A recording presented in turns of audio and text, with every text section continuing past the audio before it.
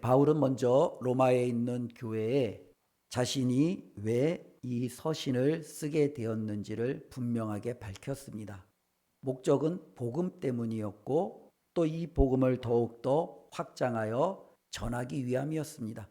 그리고 바울이 이제는 그들에게 증거하는 큰 메시지가 있는데요. 그 메시지는 바로 우리 모두가 하나님 앞에 죄인이라는 메시지로부터 시작이 되어집니다. 우리가 하나님 앞에 섰을 때 우리 자신에 대해서 우리가 제대로 알지 못하면 하나님 앞에 서는 것이 의미가 없지요. 어쩌면 바리새인처럼 하나님, 저는 정말로 참 괜찮은 사람입니다 라고 하나님 앞에 섰을 때 그 사람이 하나님 앞에 어떠한 은혜를 기대할 수 있겠습니까? 내가 누구인지를 먼저 깨닫는 것이 하나님 앞에 서는 모든 사람들에게 너무나도 중요한 일입니다.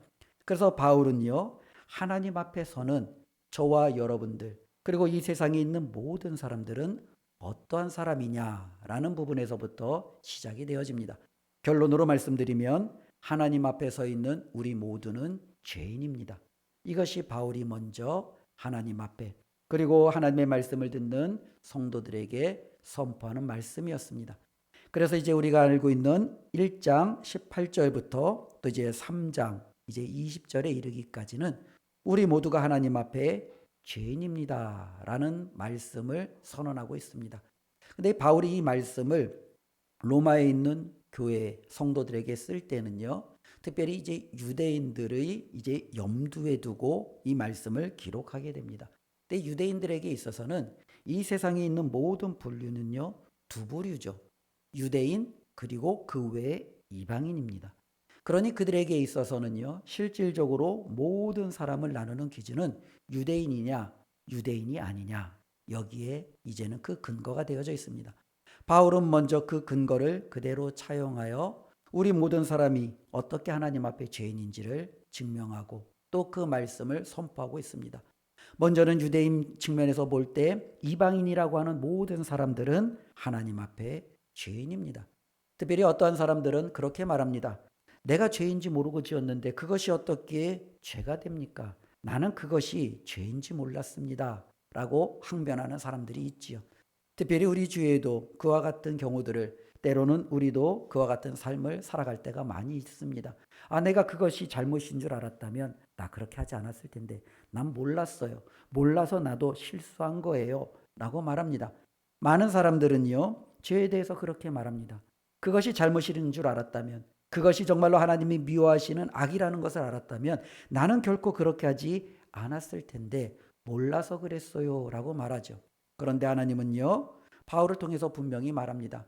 우리는요, 그 어떠한 것에 대해서도 핑계하지 못할 정도로 하나님께서 저와 여러분들에게 이 창조 세계를 통해서 또 우리의 양심을 통해서 저와 여러분들 안에 있는 하나님이 주신 그 인간의 본성을 통해서 무엇이 악인지 무엇이 죄인지를 알려주셨다라는 겁니다. 그러니 나는 몰라서 그랬습니다. 나는 몰라서 하나님 잘못을 저질렀습니다. 이것은 하나님 앞에 변명이 되지 않는다라는 거죠. 혹 우리는 그렇게 물어볼 수도 있습니다. 만일 저와 여러분들이 그것이 죄가 아니라는 것을 그가 죄라는 것을 몰랐더라면 우리는 죄를 짓지 않았을까? 그렇지도 않다라는 거죠. 우리 로마서 1장 32절 말씀을 우리 한번 찾아서 한번 읽어볼까요? 로마서 1장 32절 말씀입니다. 이게 좀 하우링이 좀 나는데요. 마이크 좀 확인해 주세요. 우리 1장 32절 말씀 함께 읽겠습니다. 그들이 이 같은 일을 행하는 자는 사형에 해당한다고 하나님께서 정하심을 알고도 자기들만 행할 뿐 아니라 또한 그런 일을 행하는 자들을 옳다 하느니라.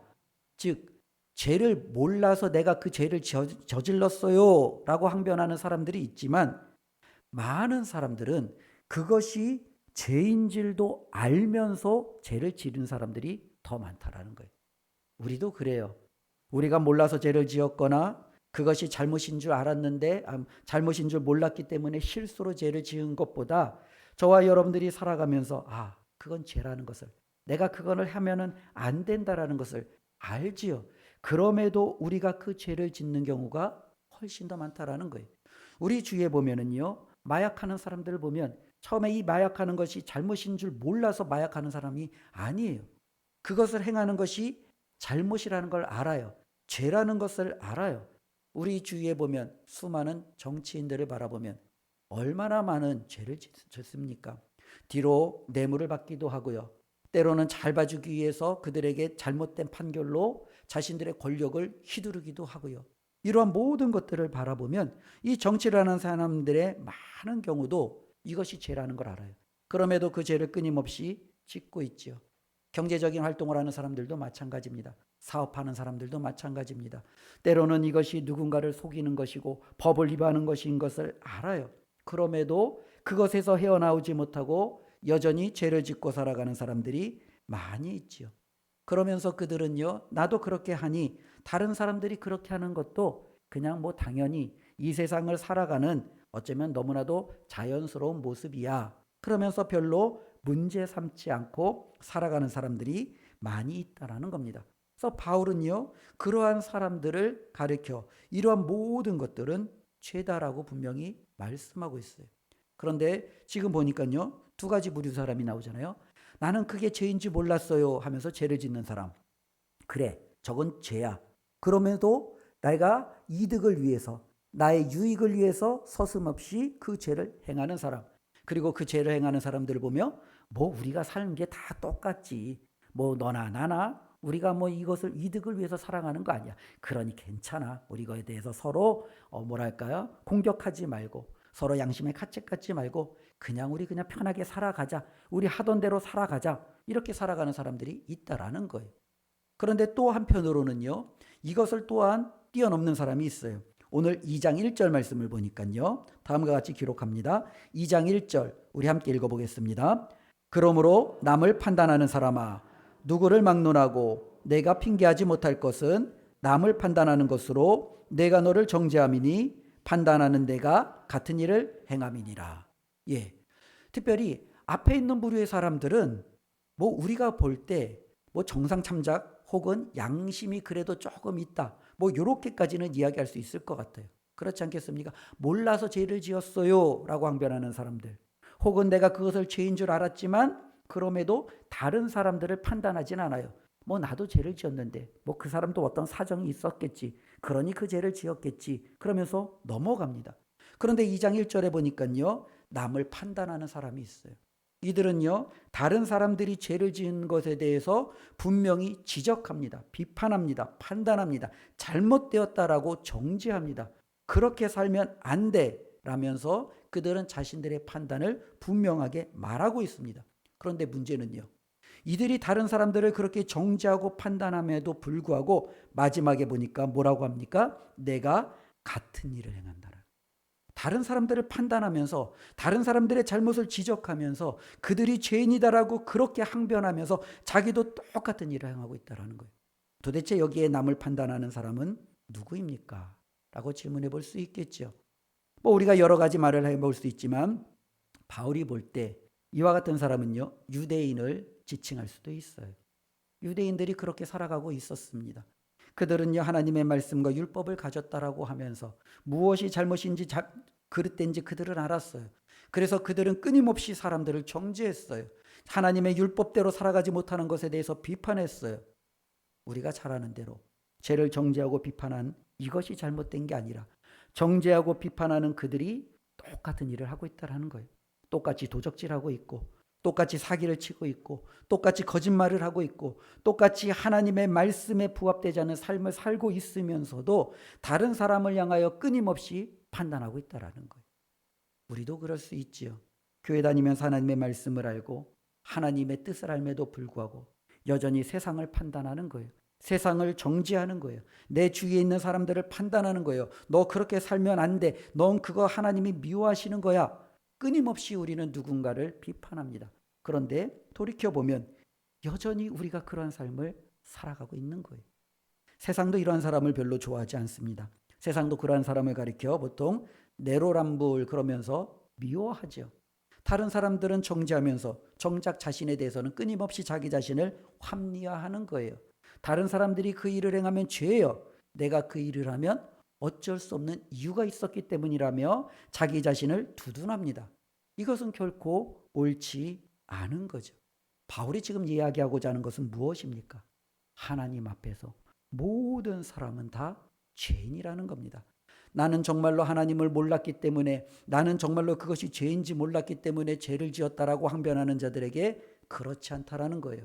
온 천하 만물을 바라보면 하나님을 알 수 있고, 너의 양심에 하나님께서 그 양심을 통해서 무엇이 악인지 무엇이 선인지 알려주시는 기준이 있기 때문에 너는 죄를 몰랐다라고 핑계댈 수 없다라는 거예요. 때로는요, 다른 사람들을 판단하면서 그 사람을 정죄하기도 하고, 때로는 그 사람의 잘못을 지적하며 나는 그렇지 않은 것처럼 사람들에게 내세우고 있는 그 사람에게도 정작 너 역시도 그들과 똑같은 길을 가고 있지 않느냐. 그러니 너 역시도 하나님 앞에 죄인이다라고 분명히 말씀하고 있다라는 거예요. 그러면 모든 사람이 죄인입니다. 모든 사람이 하나님 앞에 죄를 지었습니다. 어떤 일이 이제 우리에게 벌어질까요? 2장 오늘 읽은 1절부터 16절 말씀은 죄를 대하시는 하나님의 자세입니다. 하나님께서 이 죄를 그러면은 어떻게 대하시느냐라는 거예요. 하나님께서 이 죄를 대하시는 것은 분명히 하나님의 심판임을 오늘 말씀은 우리에게 선언해 주고 있습니다. 2절 말씀 함께 읽습니다. 이런 일을 행하는 자에게 하나님의 심판이 진리대로 되는 줄 우리가 아노라. 우리가 대한민국이라는 땅에서도 살 때 죄를 지으면 어떻게 합니까? 재판을 받아요. 그리고 그 죄의 그 가중치에 따라서 이제는 판단, 처벌을 받게 되는 거죠. 마찬가지로 이 세상에 있는 모든 사람이 죄인이에요. 그러면 온 세상을 주관하시고 온 세상을 이끌어 가시는 그 하나님께 그들에게 남은 것은 무엇입니까? 하나님의 심판이 남겨졌다라는 거예요. 우리가 죄인이라는 것은 내가 죄인이구나, 내가 악을 행했구나, 여기에서 끝나는 것이 아니라 이제는 나에게는 하나님의 심판만이 남아져 있구나 라는 거예요. 3절에 바울은 그래서 이렇게 말합니다. 이런 일을 행하는 자를 판단하고도 같은 일을 행하는 사람아, 내가 하나님의 심판을 피할 줄로 생각하느냐. 뭐라는 거예요? 바울이 하는 말은요, 하나님의 심판은 피할 수 없다라는 거예요.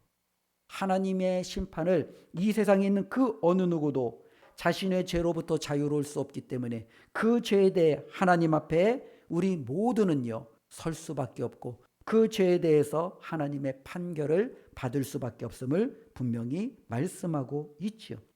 그럼에도 불구하고 이 많은 사람들은요, 또한 하나님의 말씀을 가지고 있었던 이 유대인들이라든지 아니면 자기 스스로를 옳다라고 생각하는 그러한 사람들은 왜 자꾸 다른 사람들을 판단하고 때로는 자기 자신에 대해서 그들은 아니란 마음을 가지고 있을까요? 그것이 바로 4절에 기록되어져 있습니다. 혹 내가 하나님의 인자하심이 너를 인도하여 회개하심을 알지 못하여 그의 인자하심과 용납하심과 길이 참으심이 풍성함을 멸시하느냐. 좀 어려운데요. 우리가 좀 쉬운 예로 이렇습니다. 우리가 내 직장 생활을 하다 보면 여러 사람을 만나게 되죠. 내 직장에 이제 상사를 한번 예를 들어 보겠습니다. 어떤 상사는 말이 굉장히 거칠어요. 그리고 굉장히 권위적이에요. 그리고 굉장히 좀 억압적이에요. 그러니까 그 사람 앞에 서면 우리는 어떻게 합니까? 좀 위축이 되겠지요. 좀 자기 자신이 혹시 오늘 뭐 잘못한 건 없을까 스스로를 살피겠죠. 그 사람이 나에게 뭔가 꼬투리를 잡히지 않도록 자기 자신을 좀 잘 살필 거예요. 그래서 그 상사를 싫어하지만 그 상사 앞에서 상당히 조심하는 자기 자신을 경험하고 발견하게 됩니다. 근데 반대로 어떤 상사가 있어요. 굉장히 친절해요. 온유해요. 굉장히 잘 참아줘요. 기다려줘요. 그리고 무엇보다도 많은 사람들을 품어줘요. 그러면 우리 측에서 어떻게 해야 되겠습니까? 그 상사를 더 존중해주고 더 잘 대해줘야 될 것 같지만 실상 많은 경우에 보면은요, 그 상사를요 무시하는 경우들이 종종 많이 일어납니다. 굉장히 폭력적이고 권위적인 사람이 뭔가 지시할 때는 제때 그것을 되든 안 되든 제출을 합니다. 그런데 온유하고 기다려주고 마음이 편한 상사에게는 내가 바빠서 못했습니다. 이 상사는 이해해 줄 거야. 그러니 그 상사에게는 다음에 하겠습니다 하며 자신이 오히려 다른 것들을 먼저 하고 그 상사의 것들은 좀 뒤로 우리가 미루는 경향들이 없지 않아 있을 수 있어요. 이것은 비단 어쩌면은 우리가 직장 생활에서만 일어나는 일들이 아니에요. 우리의 모든 인간관계에서 일어나는 일이에요. 저와 여러분들에게 인자함으로, 오래 참아줌으로, 따뜻함으로 우리가 정말로 다가오는 사람들에게 우리가 더 열심히 그를 잘 대하는 모습으로 살아가느냐? 그렇지 않아요. 저 사람은 착해. 그러니까 이 정도는 괜찮아. 저 사람은 오래 참아주고 기다릴 줄 아니까 좀 이번에 얘기하면 알아서 넘어가 줄 거야. 다음에 해도 괜찮아. 우리가 어떻게 해요? 그 사람을요, 이용하죠. 그 사람을 무시하죠. 그 사람을 멸시하는 거예요. 마치 하나님을 지금 그렇게 대하고 있다라는 거예요. 하나님이 우리의 죄에 대해서 오래 참아 주시니까, 하나님께서 우리에 대해서 용납해 주시니까, 기다려 주시니까, 야, 봐봐, 내가 이렇게 해도 하나님이 나에게 아무것도 안 하잖아. 나 멀쩡하잖아. 괜찮아. 하나님은 우리에게 오래 참는 분이야. 우리에게 화내시는 분이 아니야. 우리를 정말로 이렇게 무너뜨리려고 하시는 분이 아니야. 그러니 하나님에 대해서 염려하지 마. 그냥 우리가 지금처럼 해도 하나님은 우리를 내버려 두실 거야. 많은 사람들이 그런다라는 거예요. 그러면서 그들이 스스로를 하나님의 심판으로부터 자유롭고 그들은 피할 수 있다라고 생각하는 거죠. 이것이 죄인들이 가지고 있는 하나님 앞에 대한 무서운 마음이라는 거예요. 그래서 바울은 오늘 이렇게 말합니다. 너희가 하나님의 심판을 피할 줄로 생각하느냐? 그렇지 않다라는 거예요. 이 땅에 존재하는 모든 사람들은 죄인입니다. 그러니 우리는 하나님의 심판을 피할 수 없다라는 거예요. 저와 여러분들이 하나님 앞에 서게 되는 날, 하나님은 저와 여러분들을 판단하실 거예요. 재판하실 거예요. 우리의 삶에 대해서 하나님은 판결을 내리실 거예요. 이것을 우리는 기억하셔야 됩니다. 그리고 나서 이제 바울은 계속적으로 5절부터 11절 또 12절부터 16절 두 가지를 말씀합니다. 그러면 하나님께서 저와 여러분들을 판단하시고 심판하실 때 하나님의 심판의 기준이 무엇이냐라는 거예요. 바울은 두 가지를 말해요. 하나님은 저와 여러분들을 심판하실 때 의로움을 가지고 심판하십니다. 하나님은 저와 여러분들을 심판하실 때 공평한 잣대를 가지고 우리를 심판하십니다. 이 두 가지를 연이어서 말하는 거예요. 의롭다라는 것은 우리가 보면 이렇게 할 수 있습니다. 누가복음 18장에 보면 불의한 재판관의 비유가 나오잖아요. 그래서 한 가부가 자신의 억울함을 가지고 불의한 재판관에 가서 막 계속 간청하는 거예요.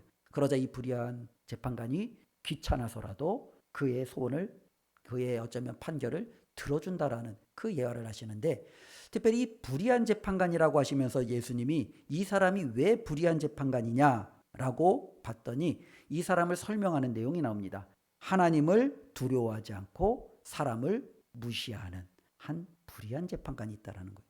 즉 하나님을 두려워하지 않아요. 그리고 사람을 무시해요.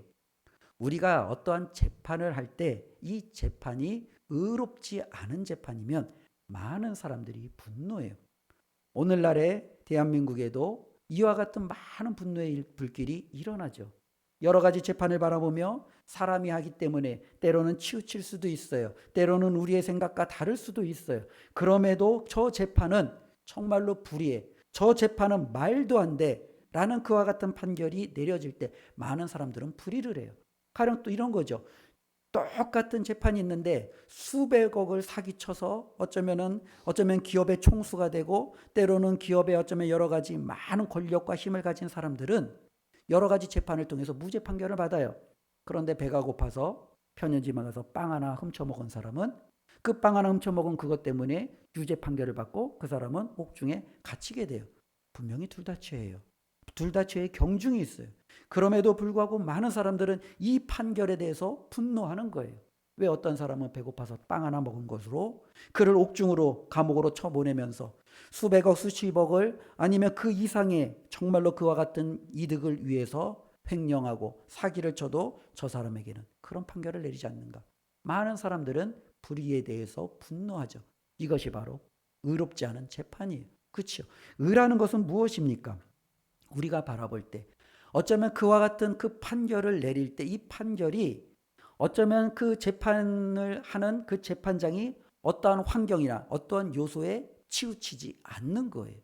오늘 말씀해 보면 11절에 하나님께서는요 재판하실 때 어떻게 재판을 하시느냐 다음과 같이 말씀하고 있죠. 11절 우리 함께 읽어보겠습니다. 이는 하나님께서 외모로 사람을 취하지 아니하심이라. 예. 외모로 사람을 취하지 않는다라는 것은 무엇이겠습니까? 그 사람이 사장이냐 아니면 그냥 일개 평직장이냐. 하나님은 이걸 보지 않는다라는 거예요. 그 사람이 국회의원이냐, 그 사람이 일반 시민이냐, 하나님은 이걸 보지 않는다라는 거예요. 어떠한 사람이 입은 옷이 너무나도 화려하고 멋진 옷이고 어떠한 사람은 너무너무 초라한 옷을 입었어요. 하나님은 그 옷을 보고 판단하지 않는다라는 거예요. 권력도 보지 않으세요. 재물도 보지 않으세요. 그 사람의 외모 잘생기냐 못생겼느냐 그와 같은 것도 하나님이 판결의 기준이 되지 않으신다라는 거예요. 하나님의 판결의 기준은 의로워요. 그럼 하나님은 뭘 보고 판단하시느냐? 라고 우리가 한번 하나님 앞에 묻는다면 오늘 말씀 하나님은 우리에게 분명히 말씀하고 계시는 거예요. 6절 말씀을 한번 읽어보겠습니다. 하나님께서 각 사람에게 그 행한 대로 보응하시되. 자, 하나님의 판결의 기준은 뭐예요? 행위예요. 우리가 어떻게 살았느냐, 저와 여러분들의 그 행함을 보고 하나님은 판단하신다라는 거예요. 너가 얼마나 많은 업적을 가졌느냐, 너가 얼마나 많은 돈을 벌었느냐, 얼마나 뛰어난 일을 행했느냐, 권력을 가졌느냐, 하나님은 그걸 보는 게 아니라 너가 지금까지 어떻게 살아왔느냐, 하나님은 이걸 보시는 거예요. 그래서 오늘 보니까 하나님께서는요, 그 행함에 대해서 우리에게 말씀하시는데 두 가지로 그 행함을 나누고 계십니다. 먼저 7절 말씀 제가 보겠습니다. 참고 선을 행하여 영광과 존귀와 썩지 아니함을 구하는 자에게는 영생을 하러 하시고. 어떤 사람은요, 그 행함이 하나님 앞에 보니까 참았어요. 선을 행했어요. 영광과 존귀와 썩지 아니함을 구하면서 살아갔어요. 하나님은 그 사람에게 판결을 내리십니다. 뭐라고 판결하십니까? 너에게는 영생을 주노라. 하나님은 그렇게 판단하시는 거예요. 10절 말씀을 보니까 선을 행하는 각 사람에게는 영광과 존귀와 평강이 있으리니. 하나님께서 판단하시는 거예요. 선을 행하는 사람이 있어요. 그에게 하나님이 뭐라고 그래요? 영광과 존귀와 썩지 아니하는 놀라운 평강을 내가 너에게 주노라. 하나님이 그렇게 판단하시는 거예요. 누구에게요? 유대인에게도 헬라인에게도. 하나님의 판단의 기준은 유대인이라고 헬라인이라고 다른 게 아니라 그 모두의 그들의 행함을 보고 하나님은 판단하시는 거예요. 그들의 행함이 선을 행하면 하나님은 영생과 존귀와 평강과 그들에게 주시는 놀라운 영광으로 갚아 주실 거예요. 반면에 8절 말씀을 보면 오직 당을 지어 진리를 따르지 아니하고 불의를 따르는 자에게는 진노와 분노로 하시리라. 당을 짓고 진리를 따르지 않고 불의를 행하는 자들이 있어요. 하나님은 어떻게 하시겠대요? 그들에게요, 진노와 분노를 내리시겠다라는 거죠. 9절도 보면요, 악을 행하는 각 사람의 영에는 환난과 곤고가 있으리. 악을 행하는 사람이 있어요. 하나님이 그에게 판결을 내리세요. 어떤 판결을? 환난과 곤고가 너에게 있을 것이다. 누구에게요? 유대인에게도 헬라인에게도. 하나님의 판결의 기준은 뭐예요? 저와 여러분들의 행함이에요. 저와 여러분들의 직분이 아니에요. 하나님 저는 목사로서, 하나님 저는 장로로서, 하나님 저는 권사로서 하나님 이렇게 일생을 살다 왔습니다. 이것이 하나님이 우리의 판단의 기준이 아니에요. 목사로서 너는 어떻게 살았느냐? 집사로서 너는 어떻게 살았느냐? 이것이 하나님 앞에 판단의 기준이에요. 내가 목사이지만 하나님 앞에 제대로 살지 못했다면 저에게 주어지는 것은 진노와 분노가 주어지겠죠. 그러나 제가 아무 직분이 없었어도 하나님이 주시는 말씀 붙들고 선을 행하고 하나님이 주시는 그 썩지 아니한 것을 붙들며 살아갔다면 너에게는 영광과 존귀와 영생이 주어지겠죠. 하나님께서 주시는 놀라운 판결의 기준은요, 이와 같이 의롭다라는 거예요. 저와 여러분들이 하나님 앞에 섰을 때 우리 하나님께서 저와 여러분들의 행함을, 우리의 삶을 보신다라는 것을 기억하며 날마다 두렵고 떨림으로 우리의 삶을 살피시는 은혜가 있기를 주님의 이름으로 축원을 드립니다. 또 한편으로 하나님께서 이렇게 판단하시는데, 그러면 하나님께서 그 사람의 이 행위가 선한지 악한지를 판단하는데 기준이 있어야 되잖아요. 무엇을 기준으로 그 사람의 행위가 선한지 악한지를 판단해야 되는 거죠. 그래서 이 기준도 굉장히 중요합니다.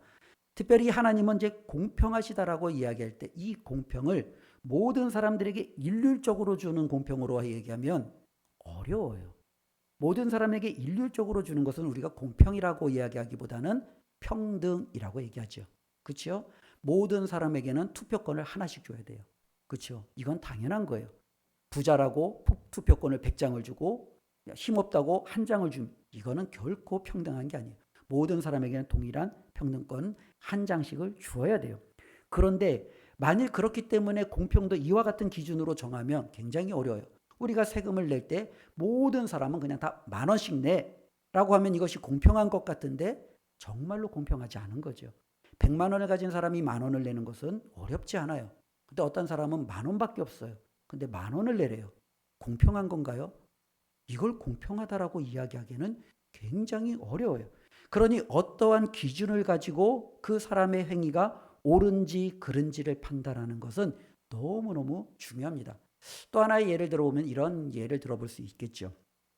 어떤 사람은 군 복무를 했어요. 근데 어떤 사람은 군 복무를 행하지 않았어요. 근데 군 복무를 행한 사람은 한국 사람과 미국 사람 둘이 같이 있다라고 보세요. 근데 만약에 한국에서는 군 복무를 행한 사람을 야, 잘했어, 멋져, 이렇게 판결을 내릴 거예요. 근데 군 복무를 행하지 않은 외국 사람이 있어요. 너 왜 군 복무를 행하지 않았어? 너는 악해, 이렇게 판결을 내버리면 실질적으로 이것이 공평한 판결이 되느냐라고 할 때 우리는요, 그렇지 않다라는 거죠. 왜냐하면 그는 한국 사람이 아니잖아요. 외국인이잖아요.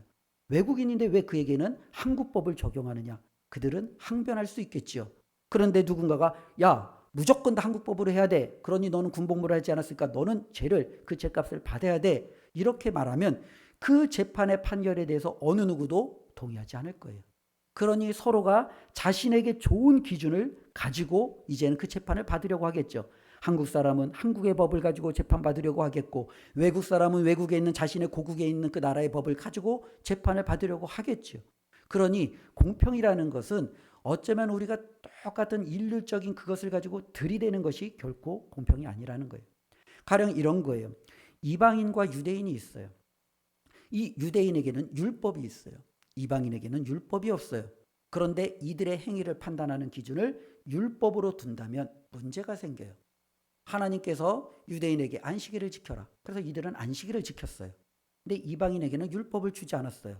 근데 하나님이 그들을 판결할 때 너희는 왜 안식일을 지키지 않았어? 라고 말한다면 이 판결이 공평한 판결이 되느냐라는 거예요. 공평한 판결이 되지 않죠. 이들은 하나님 앞에 항변하겠죠. 하나님, 우리는 안식일이 뭔지 모르는데요.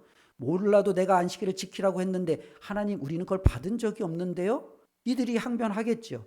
어쩌면 이 공평이라는 것은 이렇게 좀 어려운 경우가 될 수가 있어요. 그러면 하나님의 공평이 이 심판 가운데는 어떻게 드려지고 이것이 나타나느냐라는 거죠. 12절 말씀 우리 한번 읽어보겠습니다. 함께 읽습니다.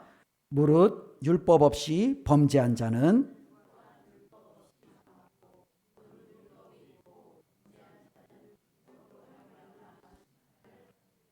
이게 하나님의 공평이에요. 그래서 하나님은 판단하실 때 넌 율법이 없었지. 그러면 율법 없는 기준으로 그를 행위를 판단하시는 거예요. 내가 너에게는 율법을 주었지. 그러니 이 율법의 기준으로 그 사람을 판단하는 거예요. 근데 여기서 우리가 어려움을 겪을 수 있잖아요. 근데 어렵지가 않아요. 왜 어렵지 않느냐면은 율법 있는 사람, 특별히 유대인들에게는 하나님께서 오직 하나님만을 섬겨라, 안식일을 지켜라, 부모를 공경하라, 이와 같은 분명한 구체적인 걸 주었어요. 그러니 이것을 지키지 않은 것에 대해서 그들에게 하나님이 책임을 물으시면 되는 거예요. 그들이 하나님의 말씀대로 행하지 않은 것에 대해서 하나님은 불의하다, 악하다, 그리고 그것에 대한 판결을 내리시면 되는 거예요. 그런데 율법이 없는 사람에게는 하나님께서 이 율법의 기준을 갖고 하지 않겠다라는 거예요. 그럼 하나님은 이들에게 어떠한 기준을 가지고 하시겠어요? 14절에 보니까요. 율법 없는 이방인이 본성으로 율법의 일을 행할 때에는 이 사람은 율법이 없어도 자기가 자기에게 율법이 되나니 이런 이들은 그 양심이 증거가 되어 그 생각들이 서로 혹은 고발하며 혹은 변명하여 그 마음에 새긴 율법의 행위를 나타내느니라. 즉 율법이 없는 사람들에게는 하나님께서 인간이라는 본성을 주셨어요. 하나님께서는 양심이라는 걸 주셨어요. 그것에 따라 판결하겠다라는 거예요. 내가 너에게 준 인간의 본성, 그 양심에 걸맞는 행위를 했다면 너는 선하다라는 거예요. 그러나 내가 너에게 준 그 양심과 인간의 그 본성을 저버렸다면 너는 악하다라는 거예요. 하나님께서는 이와 같은 판단의 기준을 가지고 실질적으로 하나님께서는 각 모든 사람을 판단하시는 잣대로 삼으시겠다라는 거예요. 이게 바로 하나님의 공평입니다. 다시 한번 오늘 말씀을 정리하면 이렇습니다. 모든 사람은 하나님 앞에 죄인이에요. 이 죄인은 하나님 앞에 서서 심판을 받을 수밖에 없어요. 하나님의 심판은 각 사람의 행위대로 이루어지는 심판입니다. 우리가 어떠한 삶을 살았는지에 대해서 하나님께서는 저와 여러분들을 판단하실 거예요. 율법을 하나님께서 준 유대인입니까? 율법을 가지고 그들을 판단할 거예요. 아직 율법을 받지 못하고 하나님의 제대로 구체적으로 알지 못하는 이방인으로서 살았습니까? 그들에게 하나님이 이미 준 양심과 인간의 그 본성을 기준으로 그들을 하나님은 판단하실 거예요. 우리 모두는 하나님 앞에 그렇게 설 수밖에 없음을 성경은 분명히 말씀하고 있어요. 그러니 저와 여러분들이 살아가는 이 하루하루가 두렵고 떨림으로 살아가야 되겠죠. 그런데 이 두렵고 떨림으로만 살아간다면 참 불안하잖아요. 내가 정말로 하나님 앞에 섰을 때 정말로 하나님 앞에 악하다라고 내가 이렇게 내침을 받으면 어떨까? 너무너무 불안하고 염려가 되잖아요. 어쩌면 바울은요, 그것을 알고 있었는지, 그럼에도 우리가 이 하나님의 심판과 하나님의 이 판단 앞에서 우리가 붙들 수 있는 하나 놀라운 그 진리를, 그 기준을 우리에게 다시 한번 선포하고 있습니다. 우리 16절 말씀 읽어보겠습니다. 곧 나의 복음에 이른 바와 같이 하나님이 예수 그리스도로 말미암아 사람들의 은밀한 것을 심판하시는 그날이라. 하나님은 모든 것을 판단하십니다. 심판하십니다. 그런데 하나님께서는 그 모든 것을 예수 그리스도를 통해서 심판하시겠다라는 거예요. 예수 그리스도가 누구세요? 온 세상의 심판주세요. 그런데 예수 그리스도가 누구세요? 저와 여러분들의 구세주세요. 우리가 예수를 모르지 않아요. 우리가 예수와 상관없는 자가 아니에요.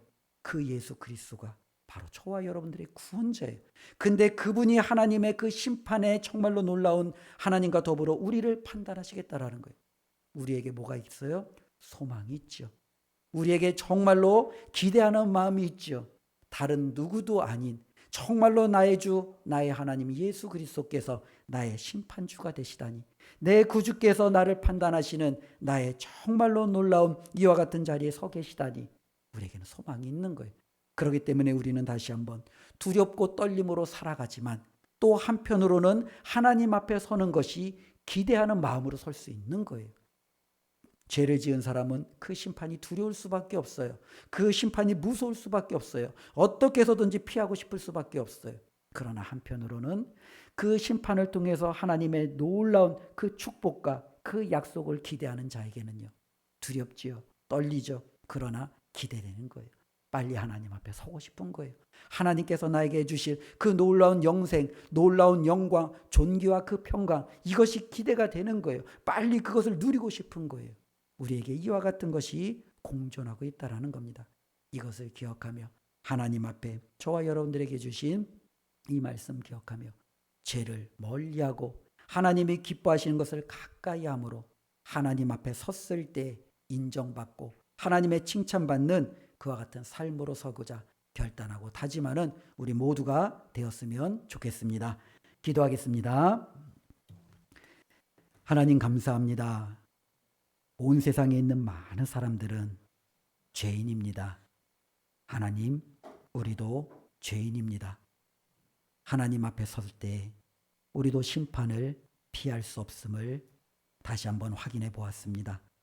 하나님, 하나님의 진노와 하나님의 불의가 아닌 하나님의 위로와 하나님의 놀라운 평강이 어떻게 우리의 삶 가운데 임할 수 있겠습니까?